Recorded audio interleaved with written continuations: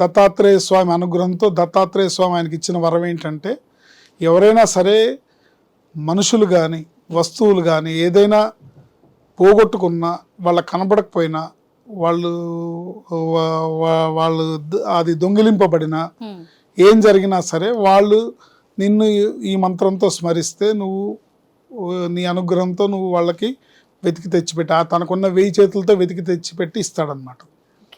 సుమంతో సుమంతో శ్రీ కార్తవీర్యార్జునాయ నమః. ఎన్నిసార్లైనా చేసుకోవాలి, దొరికేదాకా వెతుకు చదువుకోవడమే, దొరికేదాకా చదువుకోవడమే, ఏం అవసరం లేదు. అది ఈ మంత్రం చదువుతూ వెతకాలి.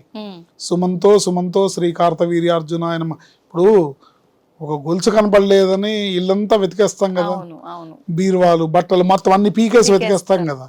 సో ఈ మంత్రం చదువుతూ వెతికితే తొందరగా దొరుకుతుంది, గ్యారంటీగా దొరుకుతుంది.